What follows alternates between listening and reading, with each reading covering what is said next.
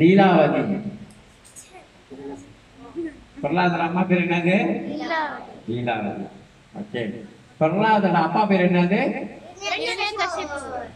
இன்னைக்கு அவரை தான் நம்ம சாவடிக்க போறோம், கொல்ல போறோம். இன்னும் கொஞ்ச நேரத்தை நீங்க பாப்பீங்க எப்படி இரண்யகசிபுர நரசிங்கா சாவடிக்கிறத நீங்க கண்ணால பார்க்க போறீங்க. 18 வயசுக்கு கீழே இருந்தா நீங்க இந்த காட்சியை பார்க்க முடியாது. ஏன்னா ரத்தம்லாம் தெரிக்கும், ரத்தம்லாம் தெரிக்கும். இது வந்து கணாசன் படம். ஓகேவா?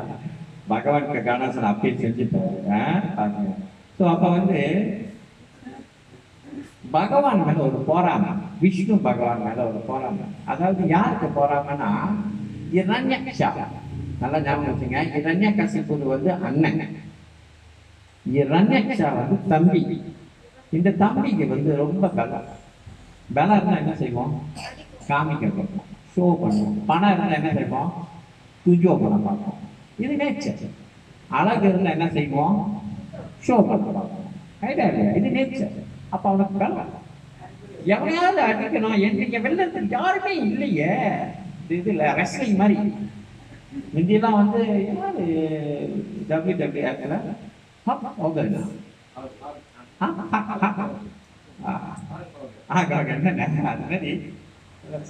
ரசிகா ஏன் போடுறாங்க? நான் தான் பலசாலி அப்படின்னு காமிக்கிறதுக்கு. அப்ப அந்த மாதிரி இவனுக்கு பலசாலி. 3 லோகத்துல போயிட்டு அங்க சண்டை போட்டு பாக்குறான். யாரு? இரண்யகசிபு வரவே இல்லை. என்னடா என்னைய வெள்ளத்துக்கு யாருமே இல்லை, எல்லா தேவரையுமே அடிக்கிறது, எல்லாத்தையும் உங்கள்கிட்ட என்ன பலம் இருக்கு, இவரோட பலத்தை காமிச்சு எல்லாத்தையும் வதம் பண்றது. அப்ப எல்லாரும் என்ன செஞ்சாங்க? as a normal விஷ்ணு பகவான் போய் வேண்டாங்க. இந்த இரண்யகசிபுர தொல்லை தாங்க முடியல, அவன் ரொம்ப பலசாலி, எங்களையாவது. அப்ப தேவரைன்னா சொல்றாங்க, உங்ககிட்ட நான் மோத முடியாது, நாங்க சண்டை போட முடியாது, நான் அந்த அளவுக்கு பலம் இல்லை, நீ யாராவது கொஞ்சம் பலம் அளவு தேடு. அப்ப எல்லாம் பகவான்கிட்ட வேண்டும்னா பகவான் வந்துட்டாங்க. ஓ, நீ எல்லாத்தையும் அடிக்கிற இந்த பக்தர்கள்லாம் சேர்ந்து உடனே என்ன செஞ்சாரு? என்ன அவதாரத்துல வந்தாரு? வரஹ அவதாரம். தமிழ்ல என்ன அவதாரம் அது? பன்றி அவதாரம். பன்றி அவதாரத்துல வந்தாரு. நார்மல் அவதாரத்துல வந்தாரு தாங்க முடியாது. பன்றி அவதாரத்துல வந்து கடாவை எடுத்துட்டு வராரு. பன்றி அவதாரத்துல வந்து யாரை அடிச்சு சாவடிச்சாரு? இரண்யகசிபுவை சாவடிச்சாரு. தம்பிய சாவடிச்சுட்டா அண்ணன் சும்மா இருப்பாரா? அண்ணன் வந்து இரண்யகசிபு இப்ப வராரு. இரண்யக்ஷா தம்பி, இரண்யகசிபு அண்ணன். அண்ணனுக்கு பழி வாங்குற தமிழ் படம் மாதிரி தான். ஓ, என் தம்பி யாருக்கா சாவடிச்சுட்டா அப்படின்னு அதுல இருந்து விஷ்ணுவை கண்டாலே பிடிக்காது. அதனால விஷ்ணுவை கண்டாலே பிடிக்காது. அப்ப என்ன செஞ்சாரு? அவருக்கு வந்து இவரை பழி வாங்கணும், என் தம்பியை சாவடிச்சவனுக்கு நான் பழி வாங்கணும். இரண்யகசிபு சாவடிச்சிட்டாங்களே, பழி வாங்கணும். அப்ப போய் இவர் என்ன செய்யறாரு? இவருக்கு தெரிஞ்சு போச்சு, நம்மளோட பலசாலி ஒருத்தன் இருக்கிறான், அது யாரு? விஷ்ணு. ஓ, அப்ப என்ன செய்ய? போயிட்டு தவம் புரிகிறாரு. எங்க தவம் புரிகிறது? காட்டுல உட்காந்து இப்படி டெமோன்ஸ்ட்ரேஷன் தான். இப்படி படம் எடுத்து இப்படி நம்மளா முடியுமா? இப்படி நின்று தவம் புரிகிறாரு. யாரு? இரண்யகசிபு. ஒரு நாள் 2 நாள் இல்லை, நம்மளால கொஞ்ச நேரம் நினைக்க முடியும், கால் வலிக்கும். நார்மலாவே கால் வலிக்குது. அவங்க காட்டுல நின்று தவம் முடிஞ்சு அப்படியே அந்த புத்து சொல்லுவாங்களே, அது அப்படியே தலை வரைக்கும் வந்துருச்சு. அவ்வளவு நாள் தவம் புரியுறாரு. ஏன்னா முக்கியமான பெரிய வரம் கேட்க போறாரு. அதனாலதான் அந்த அளவுக்கு தான் உடனே பிரம்மா வராரு. இரண்யகசிபு, உன்னோட தவத்தினால நான் ரொம்ப மகிழ்ச்சி அடைகிறேன், நீ என்னையே நினைத்து தியானம் பண்ற, நான் ரொம்ப மகிழ்ச்சி அடைகிறேன், உனக்கு என்ன வேணும் கேள் அப்படின்னு பிரம்மா சொன்னாரு. இவர் உடனே என்ன சொன்னாரு? என்ன கேட்டாரு? முக்கியமான வரம், எனக்கு வந்து சாகாத வரம் வேண்டும் அப்படின்னு கேட்டாரு. சாகாத வரம், சாவவே கூடாது. அப்ப பிரம்மா என்ன சொன்னாரு? என்ன சொல்லியிருக்காரு? இரண்ய கசிப்பு, எனக்கே மரணம் இருக்கு, நான் உனக்கு எப்படி மரணம் இல்லாத ஒண்ணு கொடுக்கறது? நானே செத்து போயிடுறேன், உனக்கு எப்படி நான் அந்த வரத்தை கொடுக்கறது? ஏன்னா பிரம்மாவும் இறந்து போயிடுவாரு. அந்த வரத்தை கேட்காத, அந்த வரம் என்னால கொடுக்க முடியாது. ஏன்னா அது என்கிட்ட, ஏன்னா நானே செத்து போயிடுவேன், நீ செத்து போவாதவன்ட்ட போய் கேட்டா அவரு கொடுப்பாரு. நான் இறந்து போயிடுவேன், எனக்கு அந்த வரமும் இல்லை. அப்போ உடனே வரத்தை மாத்தினார், வேற ஒண்ணு கேள்வி. சரி அப்படியா? அப்ப இவர் எதிர்ஞாக்க கொஞ்சம் மூளை உள்ளது, ட்ரிக்ஸ். சாகாத வரம் இல்லை, ஆனா சாவ முடியாத ஒரு விஷயத்தை கேட்டுட்டாரு அழகா. ஓகே, எனக்கு பகல்ல இறந்து போக கூடாது, ரோபோலையும் இறந்து போகக்கூடாது, பகல்ல இறந்து போகக்கூடாதான், ரோபோலையும் இறந்து போகக்கூடாதான். உடனே பிரம்மா என்ன சொன்னாரு? தத்தாஸ்து. தத்தாஸ்து என்னது? ஓகே, அதான் நம்ம ஓகே தெரியுமா அப்படி. அப்புறம் ரெண்டாவது கேட்டாரு, என்னைய எந்த ஆயுதத்தாலையும் கொல்லக்கூடாது யாருமே, நீ கொல்ல முடியாது. கத்தி எடுத்து வச்சுனா கூட கத்தி தான் போகும் தவிர அவர் வெல்ல முடியாது. கத்தி, கோடாலி, பிஸ்தோலு, வேப்பன், எதுவுமே அந்த மாதிரி ஒரு வரம் வாங்கிட்டாரு. வேப்பன் தெரியுதானே? பிஸ்தோல், போம், அப்பெல்லாம் போம் இல்லை. இந்த மாதிரி எந்த வேப்பனும், கத்தி, கோடாலி, பாராங்கத்தி எதுவுமே இல்லை. அப்ப பிரம்மா என்ன சொன்னாரு அதுக்கு? ததாஸ்து. தெரியுமா? ஒரு மோகனா தெரியுமா? தம்பா தோலாம். அப்புறம் மூணாவது கேட்டாரு, என்ன கேட்டாரு? இரண்ய கசிப்பு மிருகத்தாலையும் மனிதர்களாலையும் எனக்கு இறப்பு வரக்கூடாது. ஏன்னா இறப்பு ரெண்டு இதுல தான் வரும். ஒண்ணு மனிதர்கள் சாவடிக்கிறது, ஒன்னும் மிருகங்கள், அந்த மாதிரி ஒரு இது இருக்கு பாருங்களேன், இயற்கை. அப்ப அந்த மாதிரி கேட்டாரு. அப்ப இன்டெலிஜென்ட் பாருங்க, சாகாத வார்த்தை விட்டு அழகா இப்படி கேட்கலாம் அவரு. அப்ப உடனே பிரம்மா என்ன சொன்னாரு? ததாஸ்து.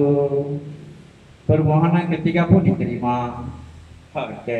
அப்புறம் நாலாவது என்ன கேட்டாரு? வெரி குட் பாய். வீட்டு உள்ளேயும் மனிதர் இறந்து போனா ஒண்ணு வீட்டு உள்ள இறந்து போவாங்க, அப்படின்னா வீட்டு வெளியே இறந்து போவாங்க, ஹாஸ்பிட்டல்ல இறந்து போவாங்க, இல்லைன்னா ரோட்ல இறந்து போவாங்க, இல்ல கடல்ல விழுந்து இறந்து போவாங்க. நம்ம ஆள் என்ன செஞ்சாரு? இன்டெலிஜென்ட் பாருங்க. அப்படி வீட்டு உள்ளே இறந்து போக கூடாதான், வீட்டு வெளியும் இறந்து போக கூடாதான்.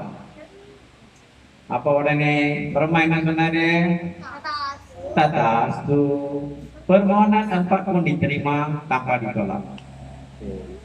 அப்புறம் அஞ்சாவது, அவ்வளவுதானா? ஹரே கிருஷ்ணா. அப்ப இந்த மாதிரி வரங்கள் கேட்டுட்டாரு. அப்ப எல்லாத்துக்கும் இவர் என்ன சொல்லிட்டாரு? சத்துக்களி ஓகே அப்படின்னு வரம் கொடுத்துட்டாரு. அப்ப உடனே என்ன ஆச்சு? இரண்ய கசிப்புரை அழிக்க முடியும்னு அவருக்கு தெரிஞ்சு போச்சு. மனசனை சாவடிக்க முடியாது, அரிசி உட்கார்ந்து மனசன் சாவடிக்க முடியாது, மிருகம் சாவடிக்க முடியாது, வீட்டு உள்ளே சாவடிக்க முடியாது. அவருக்கு இன்டெலிஜென்ட் இருக்கா? ஒண்ணு வீட்டு உள்ள சொல்லணும், இந்த வீட்டு வெளியே சொல்லணும். யாரு என்னை கொல்ல முடியும்? யாருமே என்னை கொல்ல முடியாது. இன்டெலிஜென்டா வேலை செய்யறாராம் ஐயா, நம்ம ஐயா இரண்ய கசிப்பு. ஓகே, அதை கொடுத்துட்டாரா? ஆனா என்ன நடந்துச்சு? உடனே சரி கொடுத்துட்டான்னு என்ன ஆகுது? அட்டுரை பண்ண ஆரம்பிச்சாரு. பவராச்ச இனி வீட்டு உள்ளேயும் சாவடிக்க, வெளியே சாவடிக்க முடியாது. அப்ப அதனால அங்க உள்ள மக்கள், புத்திரி குடும்ப மக்களுக்கு எல்லாம் என்ன சொன்னாங்கன்னா, இரண்ய கசிப்பு. அப்ப புத்திரி குடும்பம் தான் இருந்தாரு, உங்களுக்கு தெரியாது. எல்லாம் ஓம் இரண்ய கசிபூரே நமஹ அவரு நாமத்தை சொல்லிட்டாரு. ஏன்னா அவர் தான் தெரியுமே, நான் வீட்டு உள்ளே சாக மாட்டேன், வெளியே சாக மாட்டேன். அந்த இறைவனே வந்தா கூட என்னை வீட்டு உள்ளே சாவடிக்க மாட்டாரு, வெளியே சாவடிக்க மாட்டாரு. அப்ப சரி, அப்ப எதுக்கு இறைவனோட நாமத்தை சொல்லணும்?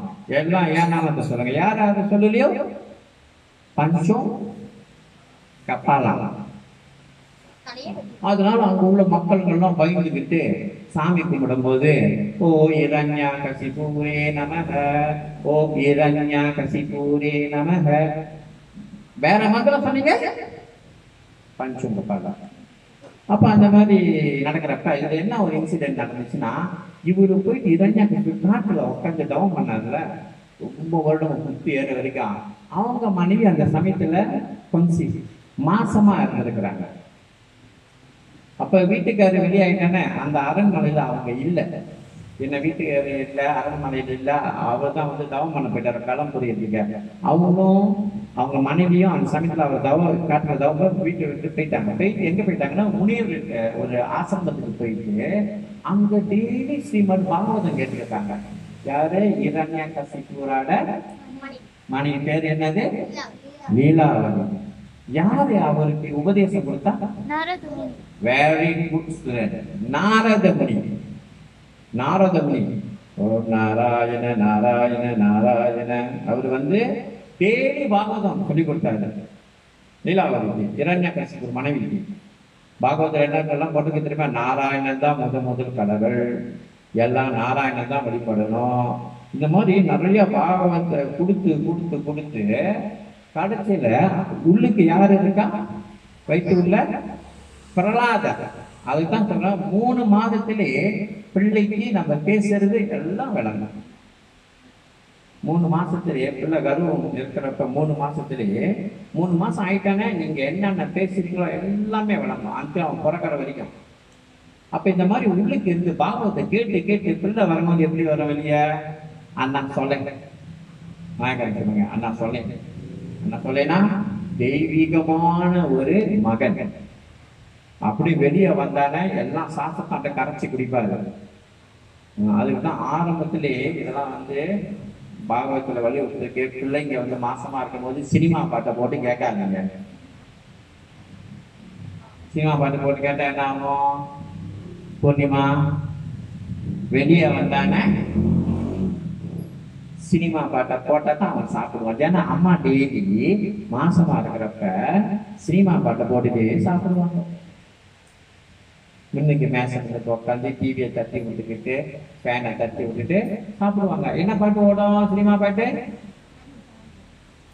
லேட்டஸ்ட் பாட்டு. ஐயோ அந்த மாதிரி இருக்கு. நான் டிக்டாக்ல நிறைய பார்த்திருக்கேன். அந்த பாட்டை போட்டா தான் அவன் சாப்பிடுவான்.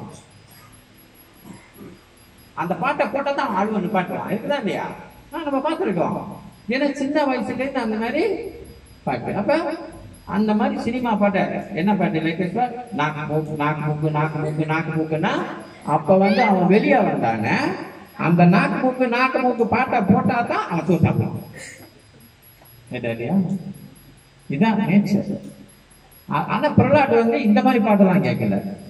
பிரகலாத் கேட்டது எல்லாமே பாகவத புராணம், பகவானுடைய லீலை. அப்ப வந்தப்ப அவருக்கு அப்பயும் உள்ளுக்கே தெரிஞ்சிருச்சு நாராயணன் தான் முதல் கடவுள். அப்ப வெளியே வந்துட்டாங்க. அப்ப அவர் அரசன் தான் ஆயிட்டாரு. திரும்பி அவங்க மனைவி தாயார் வந்துட்டாங்க. மனைவி வந்துட்டானே பிள்ளைய கூட்டிட்டு வராங்க. பிள்ளைய கூட்டிட்டு எப்படி என் பிள்ளை இருக்கிறான்? பிரகலாதா கட்டி அணைக்கிறாரு. யாரு? இரண்ய கசிபு. அப்ப வந்து அவர் கேள்வி கேட்கிறாரு, அப்பா அப்பா ஏன்பா உங்களோட நாமத்தை பிரஜைக்கெல்லாம் சொல்லிக்கிட்டு இருக்கிறாங்க? அந்த நாராயண நாமத்தை தானே சொல்லணும். எப்படி இருக்கும்? பிரஜைகள் எல்லாமே சொல்லுது, இந்த எனக்கு பிறந்த பையன் என் நாமத்தை சொல்ல மாட்டான் அப்படின்னு ரொம்ப ஆத்திரப்பட்டாரு. அப்புறம் என்ன செஞ்சாரு? நீ என்னோட நாமத்தை தான் சொல்லணும். அவரு வாக்கு வதம் உண்டாக்குறாரு. என்னடா எனக்கு பிறந்த பையன் என் நாமத்தையும் சொல்ல மாட்டானே, கொல்லவும் முடியல, சொந்த பிள்ளையாச்ச. உடனே என்ன செய்றாரு? இவனை உடனே குருக்குழுக்கு அனுப்புங்க. குருக்குலனா தரிக்காக்கு அனுப்பி விட்டு என்னோட நாமத்தை சொல்ற மாதிரி இவனை ட்ரெயின் பண்ணுங்க. ஒரு 2 மாசம் கழிச்சு வராரு. அதெல்லாம் டிராமா. இப்ப நான் பேசுறதுல டிராமாவா இப்ப நடக்கும். 2 மாசம் கழிச்சு வந்து பிரகலாதா என் நாமத்தை சொல்லு. இவர் என்ன நாமம் சொன்னாரு?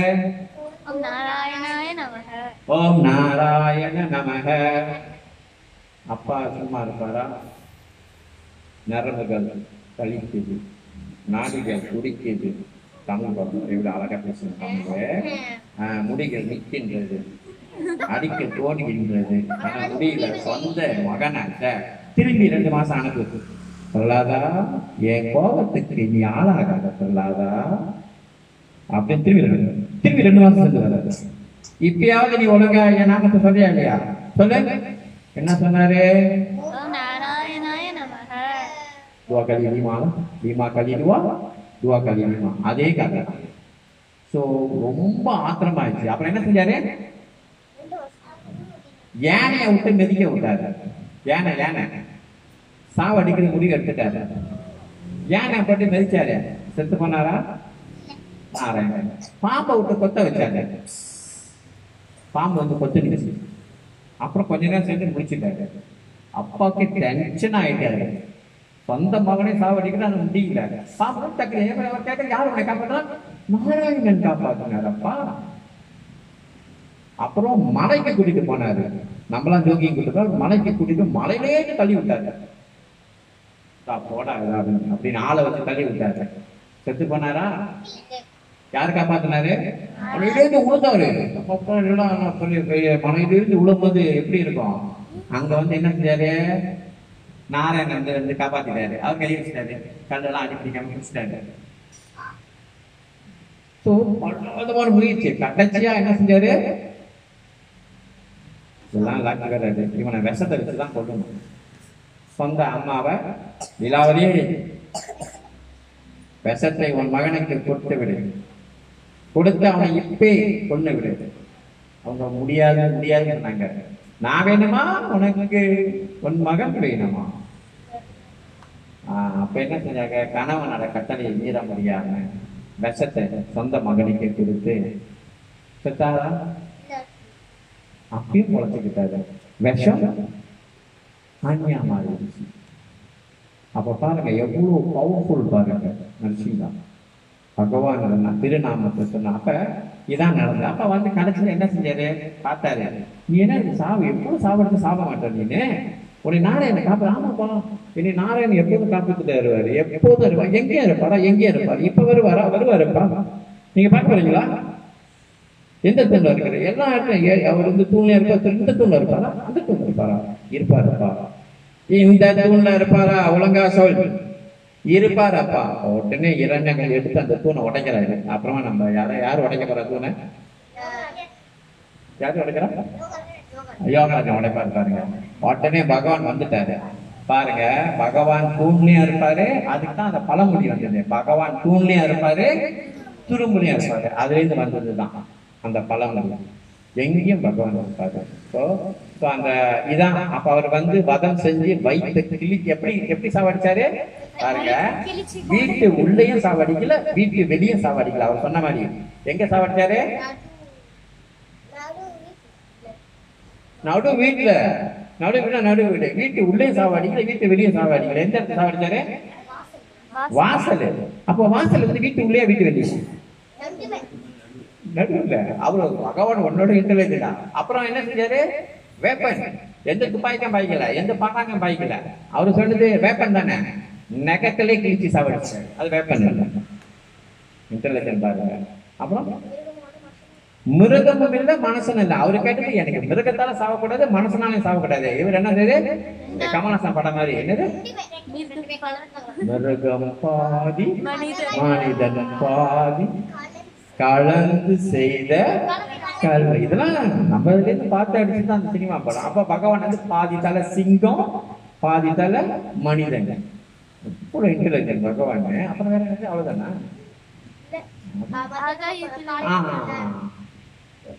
காலையிலயும் பகல் நேரத்துல சாவடிக்கிறதா, இரவு நேரத்துல சாவடிக்கிறதா? என்ன நேரத்துல சாவடிச்சாரு? சந்தியா நேரம் சொல்லுவாங்க. சந்தியா நேரம்னா மத்தியான நேரம். நீ சொன்னது காலையில சாவடிக்கிறது, ரகுல சாவடிக்கிறாரு. நான் உனக்கு மத்தியான சாவடிக்கிறேன் எப்படி அப்படின்னு செஞ்சு வதம் செஞ்சு முடிச்சுட்டாரு. அப்ப இதுல இருந்து என்ன தெரியுதுன்னா, நரசிங்க பகவான வந்து நம்ம எந்த ஒரு ஆபத்துலையும் சூழ்நிலையும் அவர் நாமத்தை நீங்க சொன்னீங்கன்னா எந்த காத்து சேட்டை பிசாசு எதுவுமே நெருங்காது. ஏன்னா நீ என்னத்தான் நீ போட்டு வச்சிருந்தாலும் நரசிங்க பகவான் வந்து அதுக்கு தகுந்த மாதிரி உனக்கு வந்து உதவி செஞ்சுடுவாங்க. அதான் அவ்வளவு பவர்ஃபுல்.